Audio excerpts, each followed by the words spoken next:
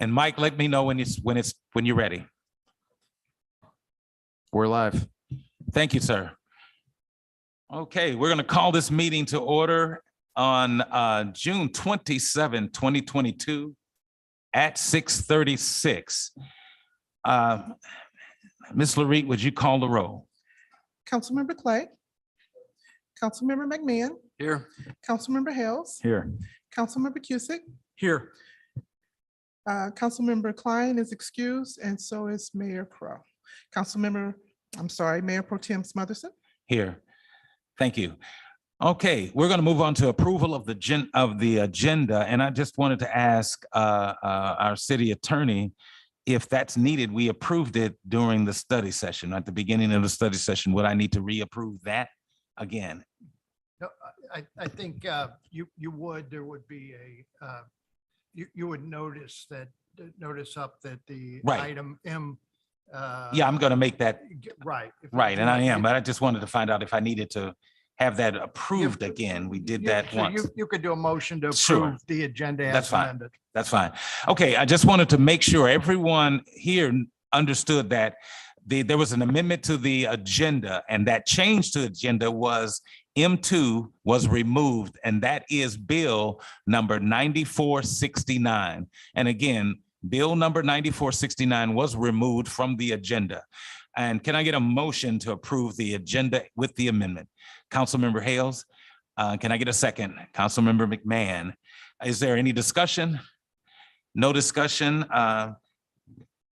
All in favor of the approving of the agenda? All in favor, say aye. Any nays? No nays. Okay, the agenda has been approved. We have no proclamations. We have an approval for minutes, June 13, 2022. May I get a motion to approve the minutes? Councilmember Cusick, and may I get a second? Councilmember McMahon. Any discussion? No discussions, then may I get approval? All in favor, say aye. And no nays? All right. We have appointments to boards and commissions. Councilmember McMahon, please. Thank you, Mayor Pro Tem Smotherson. I would like to nominate Kimberly Dietzler to the Library Board, replacing Edmund Acosta, whose term will expire June 30th, 2022.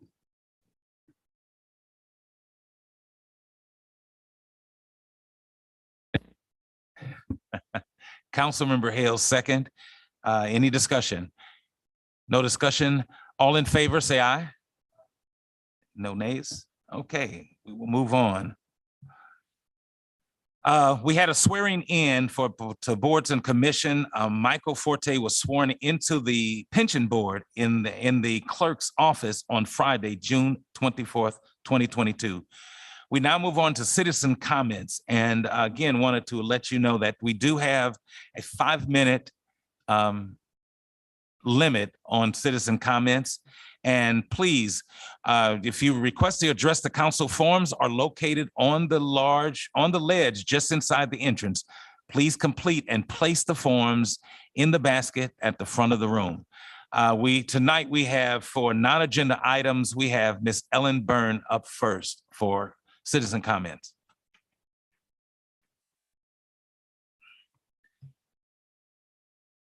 And Ms. Burns, please let us know give us your name and address, please. Ellen Burns, 7001 Washington Avenue. Thank you for this opportunity. I really want to talk about the proposed plans that we discussed last hour for the Civic Plaza. According to the schedule posted in the Trivers report, and as some community members have shared, the proposed plan for City Hall has only been reviewed but not voted on by the Historic Preservation Commission, which is surprising because as Mr. Smotherson's also asked about the issue about the fence, we have a zoning ordinance that requires the Historic Preservation folks to review any changes to the Civic Plaza plan that's been on the books for a lot of years. And I'm assuming when they say review, that means vote. And really, they only had one meeting about that. And so I think that I'm concerned about the whole process that we're using here.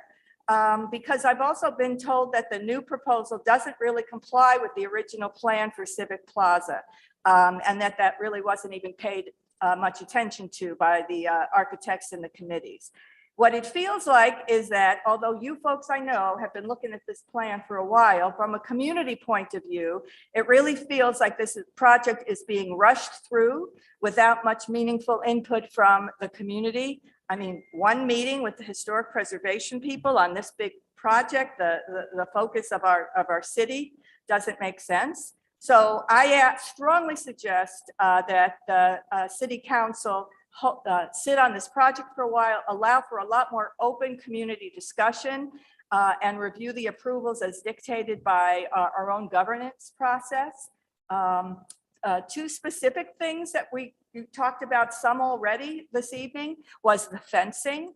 That is something that a lot of folks in the community are quite upset about. Part of the problem, I think, is 66 spaces. I understand the need for security for the police, certainly, and I don't want anybody at City Hall or anywhere in town to feel unsafe, but nobody else in other areas where they work have a security fence like that. You can do cameras, you can do other things, and that if you're not going through the proper channels like any neighbor has to do for a fence, then when Schnucks wants a security fence and the next business wants a security fence, we're setting quite a trend here, and it looks like a prison.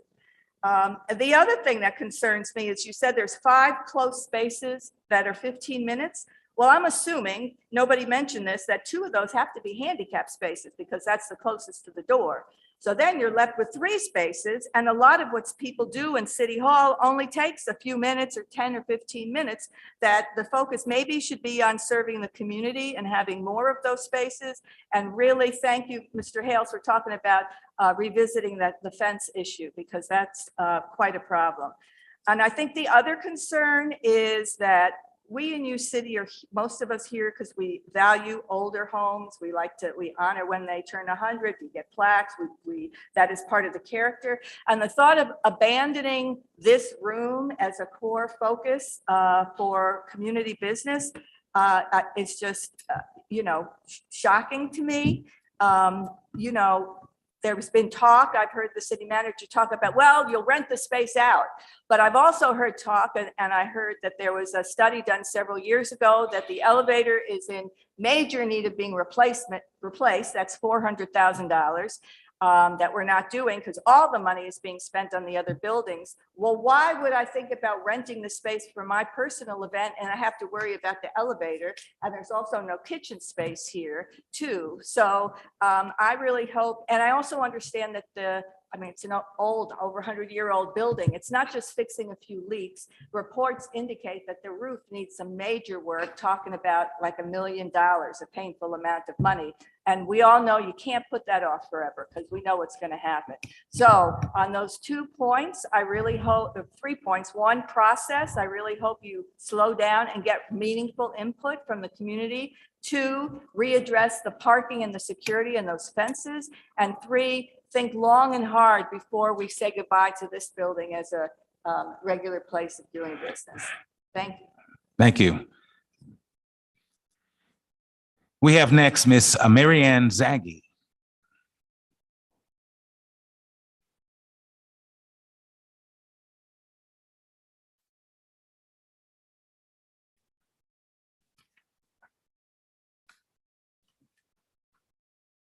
And again, Ms. Zaghi, please state your name and address. Thank you. Hi, my name is Mary Ann Zaghi. I live at 6303 McPherson, 63130.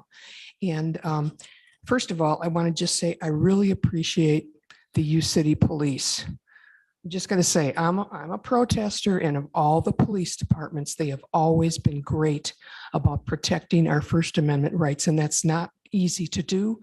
And in this day and age, it's really important. And in many other ways, they're great. I always tell my friends, who some of them don't like police, I said, U City cops really help us. They really protect us. But at the same time, I'm really concerned about the fact that we're asking citizens to spend so much money on this security, which is also going to reroute people from our beautiful historic and prideful main entrance to go through this conduit for purposes of security. I mean, let's look at the news in the last couple of months. Where have been attacks on citizens all over this country? Grocery stores, schools, churches, synagogues, mosques, theaters.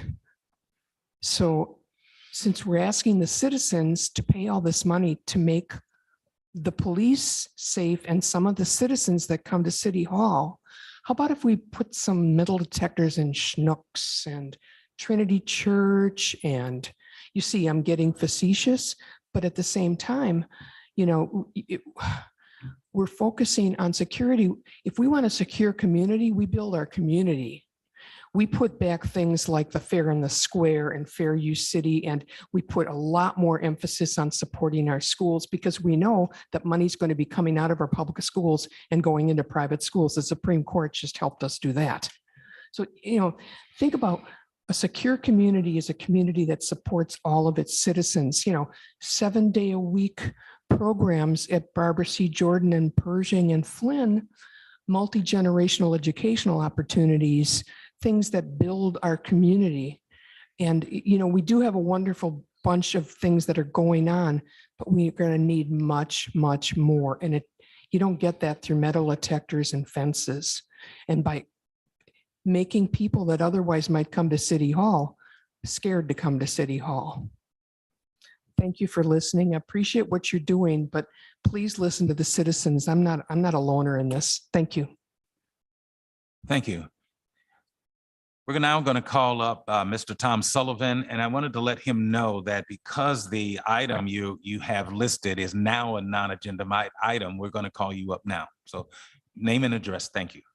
Tom Sullivan, 751 Syracuse. Though Bill 9469 has been pulled from the agenda, I still have comments on the proposal. I do not think the Delmar redevelopment project should receive a nearly $3.5 million subsidy. It seems an abuse of the Chapter 100 provision in state law. What is supposed to be an incentive for projects that might not otherwise get done seems to be more like a giveaway to a very connected developer, Charlie Deutsch. It also seems the city is trying to sneak the big handout through with as little public notice as possible. No surprise there. Mr. Deutsch has best buddy status in City Hall. He's also one of the biggest campaign contributors to U-City ballot proposals and politicians. It is ironic that he made a $2,000 contribution a few months ago to the campaign for Proposition F. The proposed sales tax increase would have raised the cost of almost every purchase in University City, including groceries. But now he wants a big tax break for himself, and his City Hall buddies seem willing to go along. Last year, Mr. Deutsch also made a $500 contribution to Terry Crow. I think it needs to be known just how many campaign contributions he has made to various U-City politicians and ballot proposals. An ethical politician will not even take contributions from a developer who will always be asking the city for approval for various projects. Mr. Crow should recuse himself from the vote. It used to be that honest government was something taken for granted in University City. As we have seen with the deception for the Costco project, which may have set a record for lying by city officials, and the dishonesty regarding Proposition F, those days are long gone. It seems the Steve Stinger model is more being followed these days. Make contributions, get favors. There's no need for the Delmar project to be subsidized as it is in a desirable neighborhood. You can be sure a big subsidy won't mean lower rents for tenants, such as how it works with low-income housing tax credits. The millions of dollars of subsidies will likely go right into the developers' pockets. The proposed subsidy for the Delmar project should be rejected. Thank you for considering my comments. Thank you. Could somebody hit the button on that microphone, please? Thank you. I want to thank everybody for citizens' comments and also make sure that everybody's aware that we had a lot of citizen comments that were emailed in. And I want to also thank them for their comments. And those too will be made available by our city clerk at the convenient time that she takes care of that. But anyway, we'll move on. There is no public hearings and we have the consent agenda. Can I get a motion to approve the consent agenda? Councilmember Cusick and Councilmember McMahon, second. Any discussion? All those in favor of approving the consent agenda, would you say aye? No nays? Okay, thank you.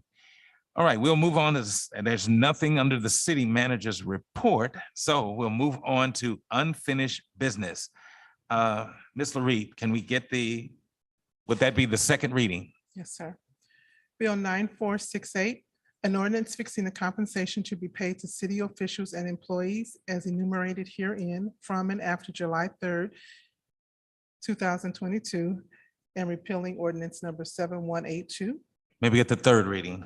Bill 9468, an ordinance fixing the compensation to be paid to city officials and employees as enumerated herein from and after July 3rd, 2022, and repealing ordinance number 7182. Motion to approve? That would be Councilmember Cusick and a second by Councilmember Clay. Any discussion? Ms. LaRee, would you do the roll call vote, please? Councilmember McMahon, Aye. Councilmember Hales. Aye. Councilmember Cusick, Aye. Councilmember Clay. Mayor Pro Tem Smotherson. Aye. Okay, we will now move on to new business. We have resolution 2022-7. May I get a motion to approve the resolution? That would be Councilmember Hales, and the second would be Councilmember McMahon. Any discussion? All those in favor? Any nays? No opposed. Okay. Again, we have removed Bill 9469. We have the first reading. Can I get a Councilmember Hales for Bill 9470?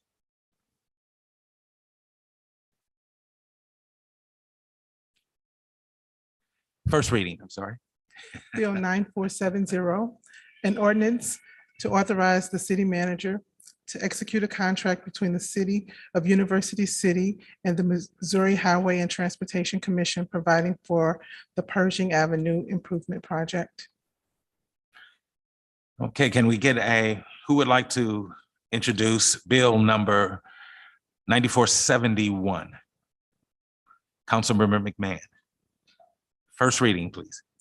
Bill 9471, an ordinance authorizing amendments to the employment agreement between the city and the city manager, Gregory Rose. Thank you. Looks like we'll move on to council reports and businesses. Any council member have any reports or any comments? Thank you. Anyone?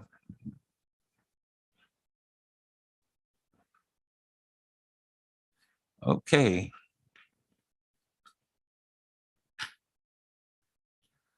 All right, with that being said, no reports. We'll move on to citizen participation. We have one, that's Mr. Patrick Fox. Would you come up, please?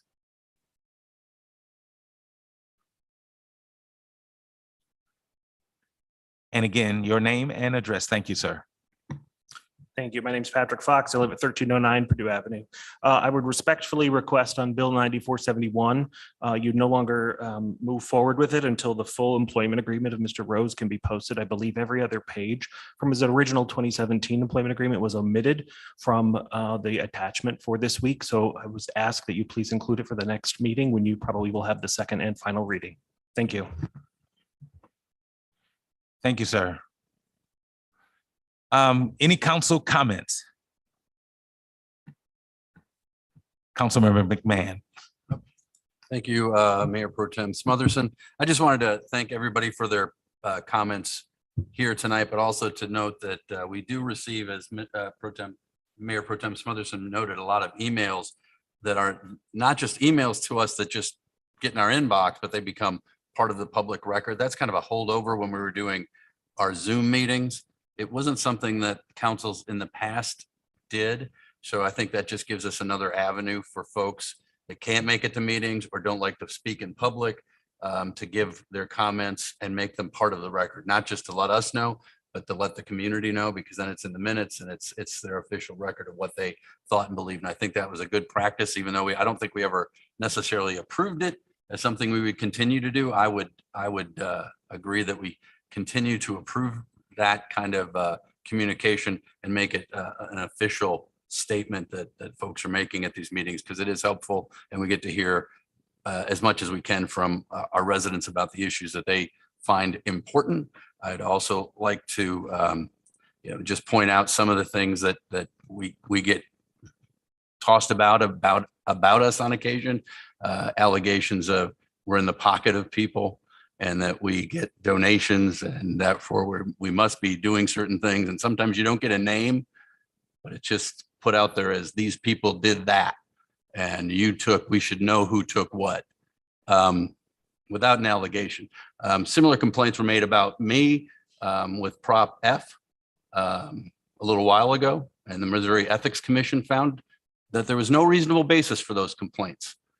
I just want to say that nice and loud and clear. No reasonable basis for the complaints. It was pretty much frivolous. And that's what we get for political purposes all the time. I think the folks on this council are doing a good job. They're working essentially as volunteers for the community. The allegations that somehow we're in somebody's pocket, if you got proof of that, bring it forward. Tom Sullivan stood up here for weeks after weeks, basically telling me a federal prosecutor was coming to knock on my door. No proof, no facts. He just wanted to tell the community, don't believe your government official when they say something because I say this. That's what we hear. Now, I'm willing to listen to folks that have complaints. I'm willing to listen to folks that have things to say about issues that affect them and they believe strongly in. But when you stand up and threaten my law license like Tom Sullivan did, when you stand up and threaten my liberty, as Tom Sullivan suggested, and Tom likes to leave these meetings because he doesn't really want to hear this, that's not appropriate. That's not what I think our UCity values are. So I'm more than willing to listen and talk and to hear those things. It's a lot different than when I had issues that I raised with the prior administration. I sent an email in, and in a deposition, folks said, did you respond to that email? And the answer was no, Mr. McMahon's part of a group that's trying to hurt UCity. We'd never respond to him. Sworn under oath, that's what was said. This council doesn't operate that way. We respond to people, we listen to people, we talk to people. We may disagree, but I'm not telling you you're part of a group of people trying to hurt the city. So I'm glad that we've got a lot of folks that give us their opinions and help us in our direction. Thank you. Councilmember Hales, please. Thank you, Mayor Pro Tem Smotherson. I was told to speak into the microphone better earlier, so I will do that. I would like to thank and actually recognize that we have two members of the Plan Commission here tonight. I appreciate their being here. And I also wanted to talk about process. I guess I'll start with the process of this police station and old library. This is a process that began, I think, at least 2.5 years ago, if not more. And I went back through all of the meetings and minutes and agendas, and I believe this was the 10th public presentation of some type. And so as we've gone through this, we've gotten presentations like we did before in study sessions numerous times. They're all on YouTube. They were all live streamed. They were all noticed. There were packets for all of them. It's been a slow process. These plans, even the plans we saw tonight, are not hard set in stone plans. Each time, especially if you just look back to the January 24th presentation, it has shifted. And as I articulated tonight, I have questions both about the size of the secured parking and the fence and the character of the fence and how that fits Civic Plaza. I don't think that that is shared. I think one of the wonderful things about having really the privilege to serve with everyone on this council is that we all talk to each other. If there's an issue that whether it's Steve and I in the first ward, or Stacy and I, or Tim and I, and that's really been a wonderful thing that's, I think, has helped us to move forward and move through some very challenging issues. So, this is ongoing. I think we're going to see certainly construction plans. I think that once there are final plans, I suspect that that likely could or would go back to the Historic Preservation Commission. Because we have, as they outlined, tried to go through every step and every process with every commission. So the second process I wanted to talk about, and much was made, as I'm sure everybody in this room and anybody who's watching knows, about the bill that was pulled tonight. And I want to tell everybody that each of us up here, and the two that are not here tonight, received the notification about the first reading of the bill at essentially the same time as the public. We get an electronic packet, usually on Thursday, from Ms. Reese, which may or may not be entirely 100% correct. And we receive the final packet on Friday, delivered in person, as has always been the practice. So that's kind of where we're coming from. This particular project has gone to the Plan Commission, and I'm talking about the Avenir. The first discussions, I think, were in May of 2020. Steve and I, back, I think, starting in August, we had 3 meetings with the community. It has been to the Plan Commission, been revised, been back to the Plan Commission, been revised 3 or 4 different times. They have probably had at least 6 or 7 meetings and on this subject, and studying it and studying the requests. And I can't speak highly enough about how much I respect the members of the Plan Commission, the work they do, as well as the recommendations they make. The same goes for all of the citizen commissions. What was upsetting this weekend was that I think innocently a misunderstanding occurred, and it was suggested in emails that circled around the city, many of which ended up being forwarded to me, that there was to be a vote tonight. And I want to make clear, in no uncertain terms, this was on the agenda as an introduction. There was never going to be a vote. There cannot be a vote. Any ordinance requires 2 meetings and 3 readings. I was very pleased that the city manager requested to pull it. I think it does require further study, given that it's nearly 200 pages in the packet by itself. So this email swirled around, and I've told you about the process. Yes, the abatement went to the Plan Commission. Yes, they recommended 4-1 against that. It's all public record. It's all out there.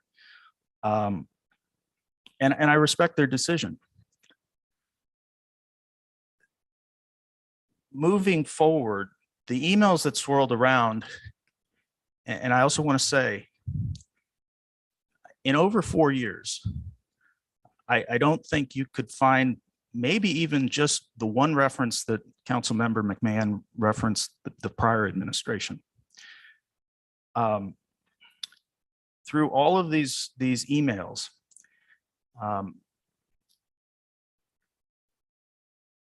the former mayor forwarded one of these emails. And in this email, it stated, we were going to push this through. And of the scores of emails, in addition to the 58 pages that are going to be part of this public record, I know Steve and I received scores of emails in addition to that, as well as phone calls. I don't know if I could count the number of phone calls. And it all circled back to this is being pushed through on one night. Again, started, I believe, completely innocent as a misunderstanding. Now, I want to tell you, just as Steve did, some of the things that were both in the emails and in the phone calls, insinuations, and these are direct quotes. We were told that this was a plan, we heard this tonight in person, to quietly sneak this through. That it was, the council had teed this up for approval. Yet we found out about this. I found out about it on Saturday when I started to go through my packet. We were also told that we were, as Steve said, in the pocket of developers. And it was also said that this was designed to obfuscate or sneak through essentially a policy matter. So I want to talk about all of the meetings here, and I apologize for going long, but along with the Plan Commission, I have spent an enormous time when 2 requests come in for 2 new developments that we had. And yes, there were requests for abatement. That is not new. That went through a very public process that included the Plan Commission. By contrast, in 2013, the last development similar to this, large, nice luxury apartments, was the Vanguard. When these new proposals came forward, I went back and the requests for abatement came forward on each of them. I went back to research, when was this last done? I think that's a really sensible thing. When was that last done? What was considered? What was discussed? And what was the recommendation? And what I discovered was almost nothing. What I discovered actually was, initially I thought, I didn't think there was any kind of abatement, even a request. And through my research and through going through woefully incomplete records from 2013, I'm telling you, their records were not kept. There are minutes where there are not agendas for those meetings. There are agendas where there are no minutes. And all of those dealt with a 10-year, 100% abatement for the Vanguard project. Now that did not go through Plan Commission for consideration. That didn't come to the council. If you want to talk about obfuscation, and I just wonder how many people in the room even knew that Vanguard had a 10-year, 100% abatement. I didn't, and I sat out in those chairs for just about every meeting from 2012 until I took my seat up here. It was never mentioned. It went through the Land Clearance Redevelopment Authority. What's particularly interesting to me, given that the former mayor injected herself against this abatement, is that in 2013, she was the council liaison to the Land Clearance Redevelopment Authority. We have reports on boards and commissions. I didn't have one tonight because I had a conflict and was unable to make the meeting just last week. I searched through the minutes. I listened to the audio from around the time, the council meetings around the time that the LCRA was considering these things. There is no reference in city council meetings and no public reference in the boards and commission reports from the liaisons of any mention of abatement. Now,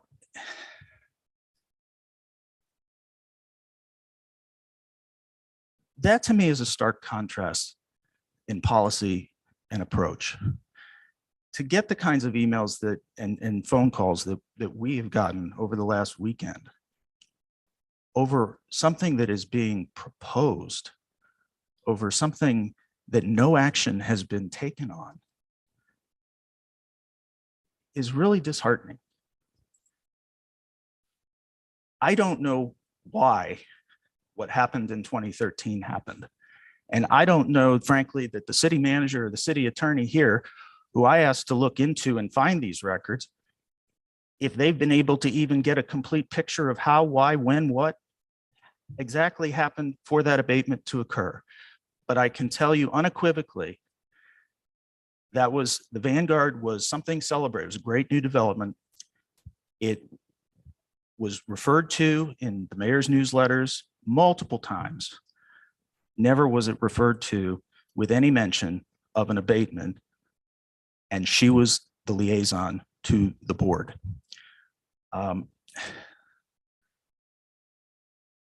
Lastly, I do want to thank all of the residents who reached out about this. I particularly want to thank the few who called me to want to talk about this, that had questions, that wanted to have a discussion. It was certainly uplifting to have the discussions with people, the people that I did, that were willing to engage and have a conversation.